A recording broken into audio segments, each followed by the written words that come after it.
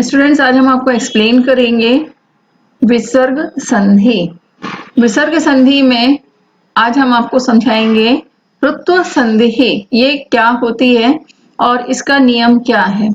इसको इस तरह से भी बोल सकते हैं सन सजुर शोरुहु। यदि पद के अंत में स या सजुष हो तो स के स्थान पर रू हो जाता है। स्टूडेंट्स ध्यान देंगे, सा के स्थान पर रू हो जाता है, छोटे ऊ की मात्रा के साथ रू हो जाता है और इस रू के ऊ का लोप हो जाता है। रू में से जो ऊ की मात्रा है, छोटे ऊ की मात्रा, इसका लोप हो जाता है, यानी ये इसको यहाँ से हटा दिया जाता है तो इसमें केवल रा शेष रह जाता है। और यदि विसर्ग से पहले आ को छोड़कर कोई अन्य स्वर हो तो बाद में वर्ग का तीसरा, चौथा, पांचवा वर्ण, यानी हमने आपको जो वर्ण बताए थे, वर्ण इस तरह से होते क, ख, ग, घ, इंगा। तो ये पांच पांच के जो होते हैं वर्ण, क वर्ग में 5 वर्ण होंगे, त वर्ग में 5, हर वर्ग में 5 वर्ण होते हैं। तो इसमें पहला और दूसरा वर्ण छोड़ देंगे हर वर्ग में। तो जिस तरह से उदाहरण के लिए क, ख, ग, घ, इंगा, तो इसमें तीसरा, चौथा और पांचवा वर्ण बोल रहे हैं नियम के अनुसार। तो इसमें यह होगा कि क और ख को छोड़ दिया जाएगा, ग, घ, इंगा ये तीसरे, चौथे, पांचवे वर्ण हैं। या फिर कोई स्वर वर्ण हो, या य, र, व, ल, ह, अगर इनमें से कोई वर्ण होता है तो विसर्ग जो होता है, विसर्ग के स्थान पे र हो जाता है।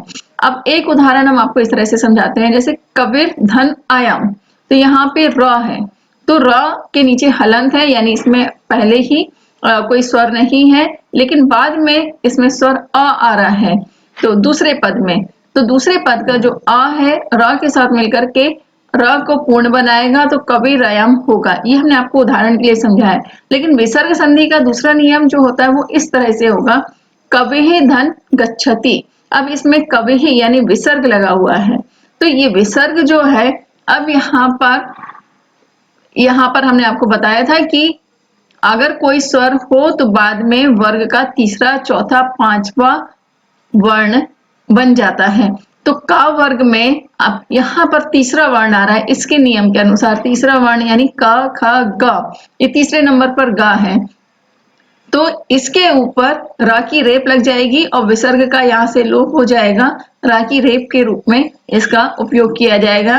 तो ये इसको इस तरह से कबीर गच्छति, इसको इस तरह से भी समझ सकते हैं। इसकी परिभाषा को और आसान समझने के लिए ध्यान से आप सुनेंगे तो आपको ये बात समझ में आएगी। यदि अ और आ को छोड़कर अन्य किसी स्वर के आगे विसर्ग हो, यानी अ और आ को छोड़ करके कोई भी स्वर हो, चाहे ई, ई, उ, ए, ऐ, ओ, औ, इनमें से कोई भी स्वर आए तो इनके आगे जो विसर्ग होता है, तो विसर्ग के आगे कोई भी स्वर या वर्ग का, कोई भी स्वर या वर्ग, वर्ग यानी का वर्ग, चा वर्ग, ता वर्ग, पा वर्ग, तो इनमें से अगर कोई भी होता है तो इसका तीसरा, चौथा, पांचवा वर्ण, यानी का वर्ग है तो ग, घ, इंगा, चा वर्ग है तो ज, झ, या, टा वर्ग है तो ट और ठा को छोड़ देंगे तो ड, ढ, ण, ता वर्ग है तो ता और दा को छोड़ देंगे,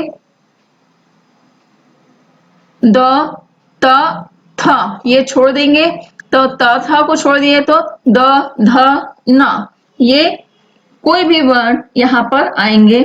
या फिर य, व, र, ल, ह में से कोई भी अक्षर हो तो विसर्ग के स्थान पर ये रा हो जाता है, और रा के पश्चात यानी रा के बाद कोई भी स्वर होता है तो रा स्वर में मिल जाता है। और व्यंजन होता है तो जिस तरह से अभी हमने आपको यहाँ पर बताया था कि अगर कोई स्वर होता है, जिस तरह से कबीर, कबीर में आगे अयम, धन आयम लिखा है तो अ जो स्वर आ गया है तो र अ में मिल जाएगा या अ रा में मिल जाएगा। इस तरह से एक ही रूप है इसका, तो रा में आ को मिला देंगे तो ये रा पूरा हो जाएगा और कबीर आयाम हो जाएगा। लेकिन अगर विसर्ग के बाद कोई व्यंजन है तो कविः धन गच्छति, यानी यहाँ पर व्यंजन है, वर्ण आ रहा है और का वर्ग का तीसरा वर्ण है तो ये ऊर्ध्वगमन रेफ हो जाएगा। ऊर्ध्वगमन रेफ मतलब ऊपर की तरफ रा की रेफ लग जाएगी, कवि ही का विसर्ग हट जाएगा और ऊपर की तरफ इसमें रा की रेफ लग जाएगी।